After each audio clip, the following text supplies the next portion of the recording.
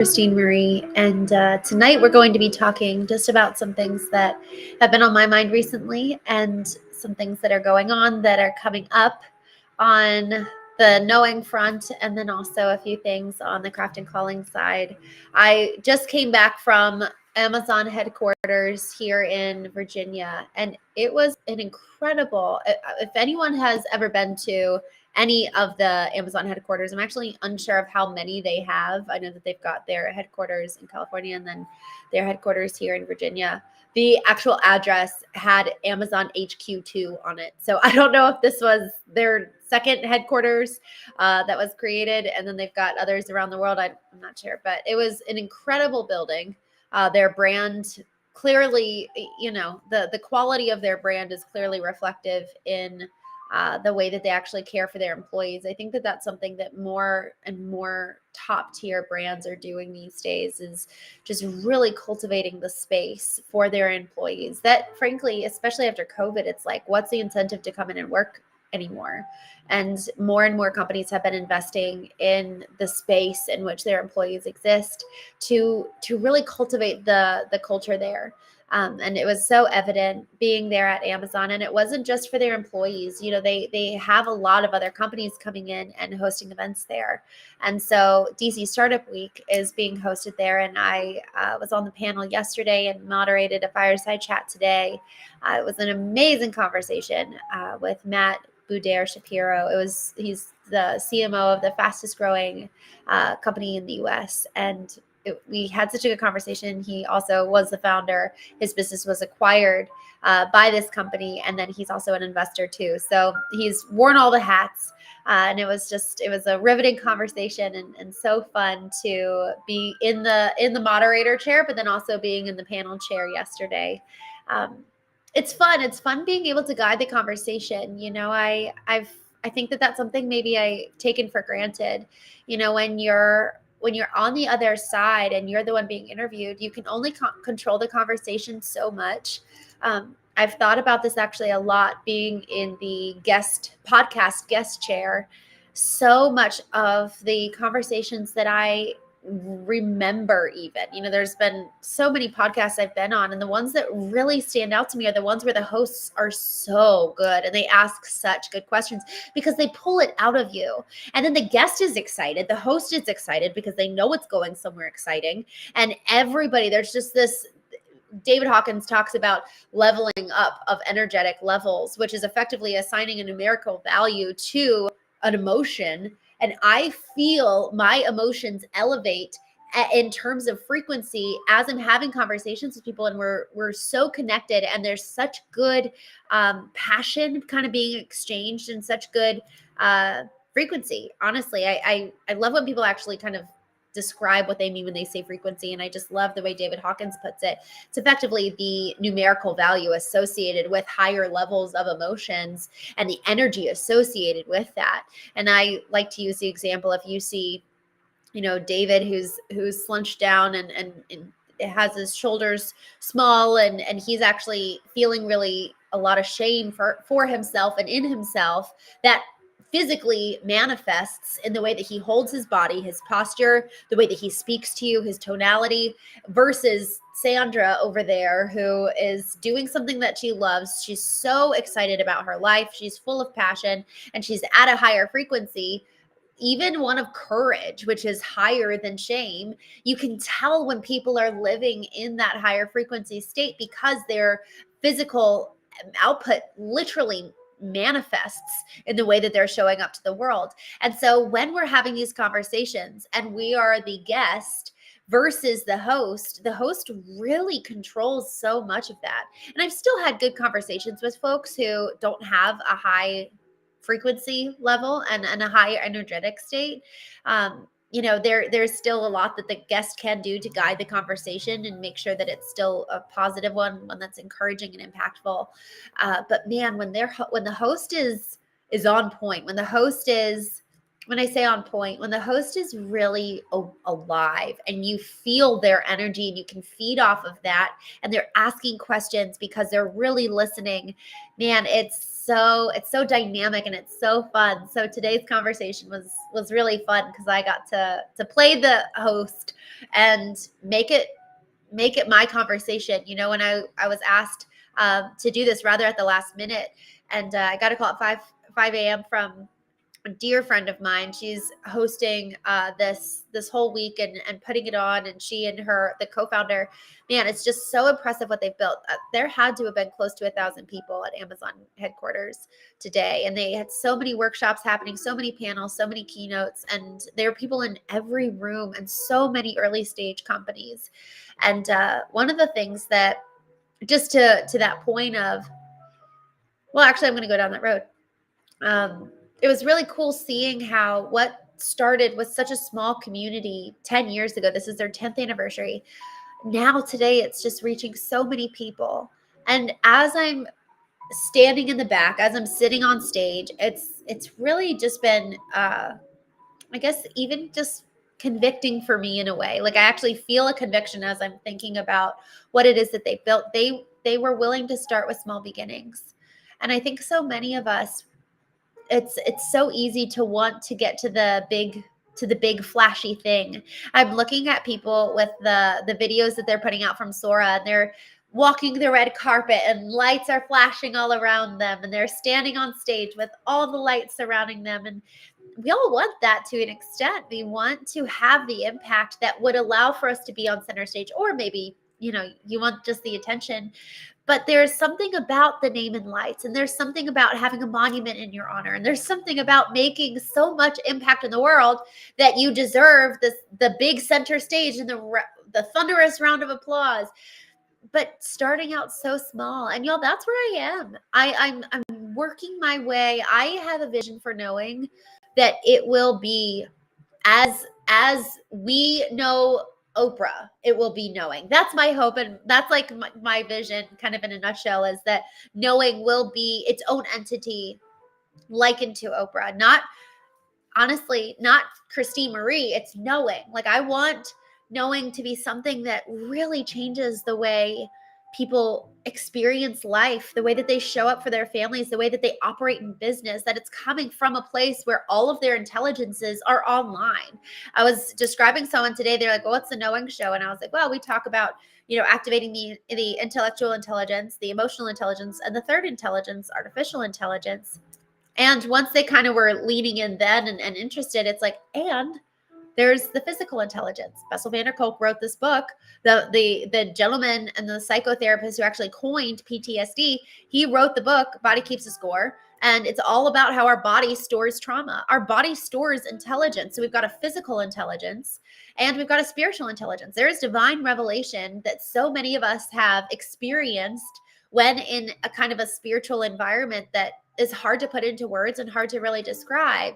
But we all know, we know what it's like to have that kind of inner knowing, that uncanny element of like, I don't know how I know this, but I do. And so we've got all of these different intelligences. And so the question is, well, how do we activate that and allow for each one of those to come online? And I was actually having a really interesting conversation with a professor at I think it's UMBC. He's a professor there, and another university as well. He was talking about how effectively how education is, and he was talking higher education, how they're really looking to incorporate more trainings about AI. And I just had this thought as he was talking, pre-K even, everything from kindergarten through high school, everything's kind of being forced to change. We're being forced to adjust to this new emerging technology in terms of, okay, we need to adapt our programs to adapt with this new world.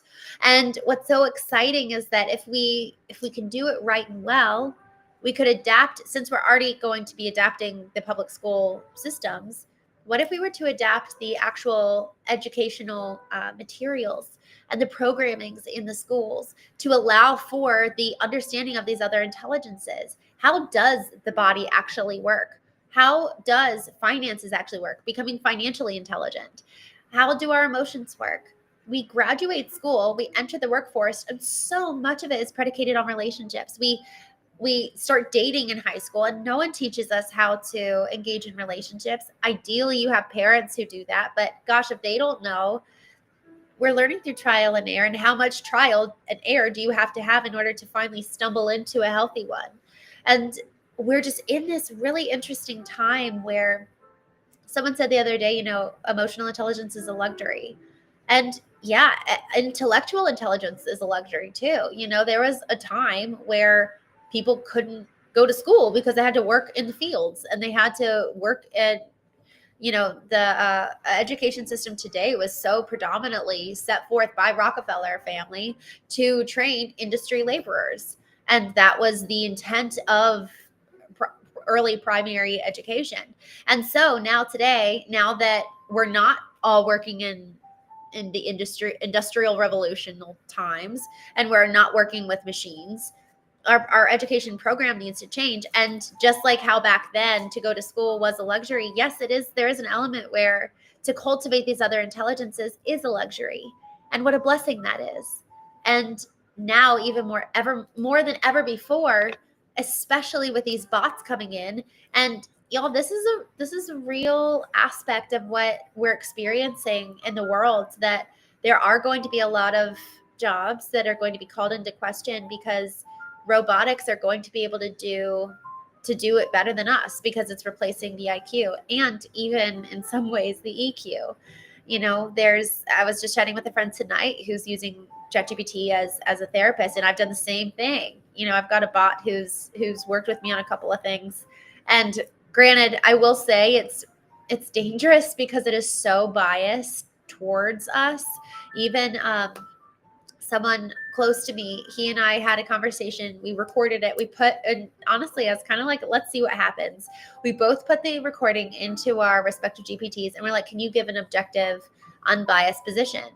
Both of our GPTs were in fact very biased towards us and against the other person. And I just thought how dangerous that is, because we go in with good intent to have this very powerful machine be unbiased and give us a third party objective point of view. And in one sense, how unbiased could it be because it's a machine? But we've conditioned it so much, if it is a bot that we use for in other regards and other use cases for our personal life or business or otherwise, they're trained by us for us. And so of course they're going to have a bias. And that was really telling, that these machines are not coming forward in an unbiased manner. And with the cultivation of these robotic process automations, RPA and AI and Web3, with just so much emerging technology, it is so much more important than ever before that we're cultivating the human being. And so much of that is the intangible. It's the soul, it's the spirit, it's our inner world, our inner selves. And so with all of that, the external, what's happening out there, what is all of our external service offerings rooted in? How are we actually differentiating ourselves from our competitors? And are we? Because that is ultimately going to be rooted in who we are. I was talking with another individual today at the event. There's so many products. There's so many products being created left and right. And being in this space, it was so fun. There were so many budding entrepreneurs with amazing startups and so many cool ideas.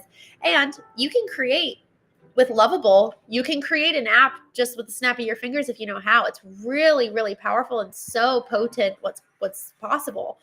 But are we actually solving for, well, this goes into a broader conversation. Given that there's so much product and service opportunity, are we actually creating products that are predicated in a real need, meeting a real audience? And do we even have a brand differentiated enough that's going to set our product aside when there's a competitor creating one just like it down the street? And so how do we allow for our brands to be our biggest assets, the cultivation of them, to attract the right people, both in terms of customers and also talent, and allowing for the brand to be the key divide, the differentiator? You look at Starbucks and you look at Dunkin' and McDonald's. McDonald's is categorically, in all blind taste test studies, they are ranked better tasting coffee with Dunkin' is number 2 and Starbucks is number 3.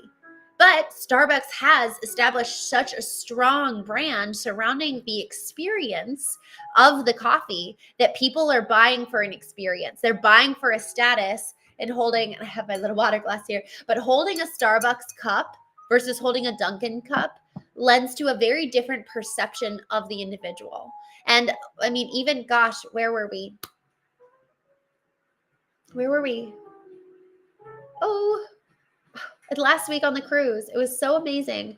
We were in this beautiful little port town. We were in, no, we weren't there. I don't know. We were in some wonderful Italian port, and my sister and I grabbed our Starbucks from the boat and then got off the boat. And of course, it's like, this is blasphemous to be carrying an American Starbucks coffee cup around an Italian town.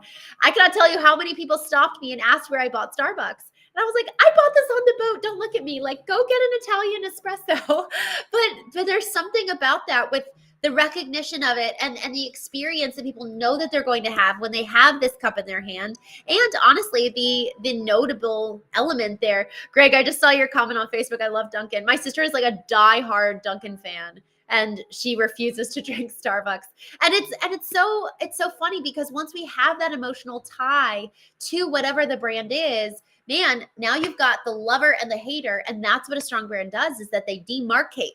They actually put a line in the sand and say, kind of, you're for us or against us.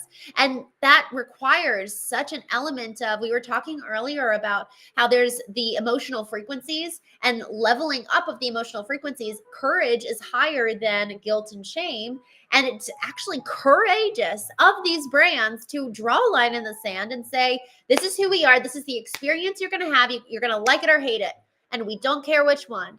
And we know that we're going to have lovers, and we know we're going to have haters. Same thing with Android and Apple. Man, people get vicious around their Android products versus their Apple products.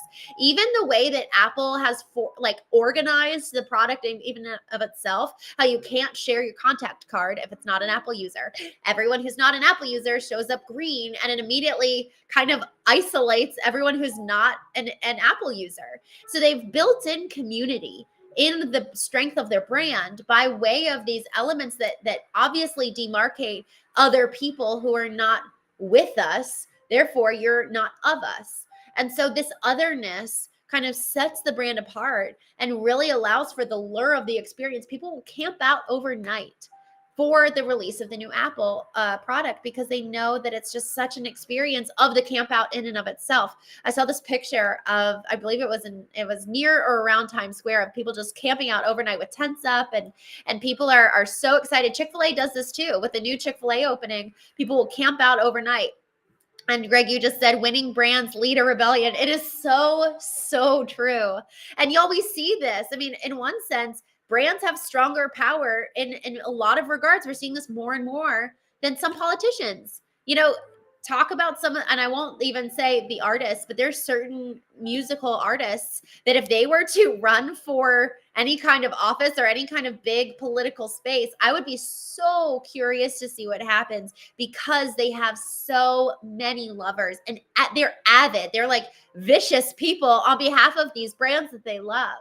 And so the question is, do you have a differentiated brand when all the products are becoming so commoditized these days? There's so many options, and it's becoming more accessible at your fingertips than ever before. And so this element of who are you is so incredibly important. And we need to be asking this question of ourselves, of our companies, and do the work to go deeper, because the brand truly is the greatest asset, the trust associated with that. I was during the fireside chat interview with this gentleman who successfully exited his company, sold it to what now is today the number one fastest growing company in the US, and he's the CMO now.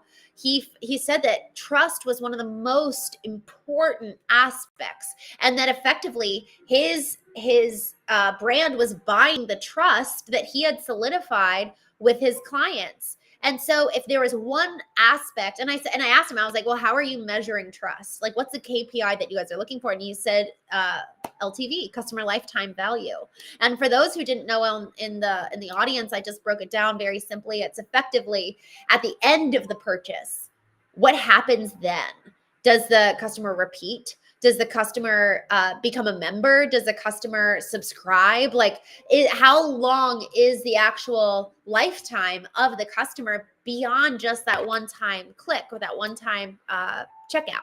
And really being able to analyze the LTV was so incredibly important. One of our other clients, I was the CMO for a really massive home service company. And one of the biggest things that we saw was that we were getting 25 to 30% repeat customers. 20 to 30% of their total customers were repeat customers for home services.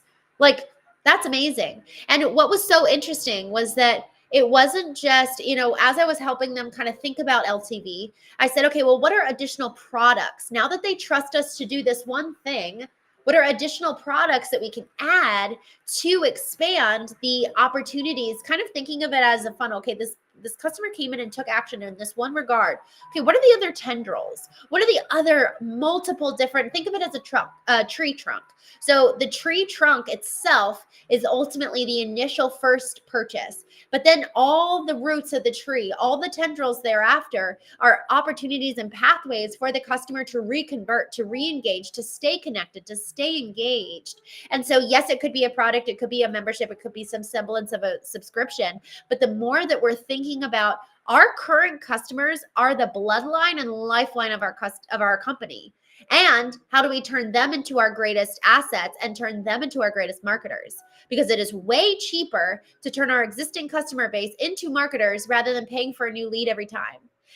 One of our clients, I found, man, it was so wild to find this.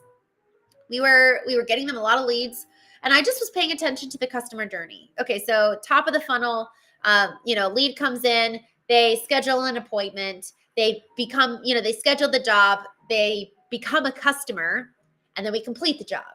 And I was just kind of curious, like, where are the main breakdowns happening? And one of the biggest things that I really, really love doing with companies, I actually really love like the first 60 to 90 days working with them. We get really deep into their business. We really get to know them. We really go on this kind of excavation of who they are, who their customers are, what the data says. And then it's like, okay, well, what are we going to do from here on out? And what I find so often in the analyzation of that customer journey is that there are so many points of breakdown throughout, from the lead coming all the way down to the completion of the sale. And when I say the completion of the sale, I mean, it's not that, oh, the money's in the bank. It's that, no, we've actually done fulfillment. We're done. Like, we send them the thank you note. And when I say that, what I mean is that I found so many times that there was a company, and I'll give a specific example. One of our clients, I found that in 1 year alone, 11% of every single sold job, they ended up canceling. So they literally had to refund the customer 11% out of all the customers. They had to refund 11% of the jobs. Y'all, that is horrifying. That is so horrifying. That is money in the bank. That's guaranteed work. That's actual sales made. That's, money in the bank and food on the table for your team, that all of a sudden now you got to pull back. And now you've got to go back and find an additional 11% at the top of the funnel. It is so much cheaper to invest in customer retention than cold traffic. So with investing in the brand, it's not just how you look, sound, the engagement online. It's all the way through at every single moment of the customer experience, beyond fulfillment to the thank you, to the checkout. And the bonus here ideally is that you're looking even beyond that to, okay, what is the actual lifetime cycle, the lifetime value, the lifetime potential and potency of this customer. And so with that, I am hosting a series of workshops. I'm so excited about this, starting next Thursday, October 30th. I decided to make this one free, frankly, because I didn't get the word out soon enough. So this one's free, October 30th at noon Eastern next week. I would love, love, love for you guys to come. We're doing the inner work first. We have to know who we are in order to then ensure that the external manifests appropriately, accurately differentiated from everyone around us, but it starts within. So we're going to focus on brand story. We're going to focus on kind of the core tenets of who we are, and it's going to be 90 minutes. So frankly, there's only so much we can get through, but I'm going to give you some exercises for you to do on the other side. Greg, you just said in costume. Ha! Yes. You need to show up in costume. I love that. That's so good. Costume or no costume. I'm going to think about that. I'm going to think about whether we should be in costume or not. October 30th, noon Eastern. I'm going to drop the link here in the chat. Super excited about this. The second one is going to be November 20th. The third is December 18th. And the second one, November 20th, we're actually really talking about strategic alignment and getting ourselves really focused and honed in on what is my vision? What do I want? What am I building in terms of the external? And when I talk, I love talking legacy. Legacy is ultimately the outcome of knowing. It's what are we building? What's a long term here? What's going to outlast me and outlive me? Yet right now, today, every single moment, we're creating legacy. So that's number 2. That's kind of workshop number 2, November 20th. December 18th, we're actually going to be building out the roadmap for 2026. I hate getting to the end of the year and feeling rushed or pressure and like I haven't put my head into the next season. I like doing this every 6 months. What's my roadmap for the next 6 months? What do I have to show for these 6 months? What do I want to show for the next 6 months? So doing it in 6-month increments for me is much more tangible and practical. And it's like, okay, that finish line is going to be here soon. Let me actually build for that. So I am going to drop here the link for that. And I hope you guys can come. Next week is free. So no excuses. Let's come. Costume or no costume, I will let you know. Thank you so much for tuning in tonight. And I will see you all tomorrow on the Note.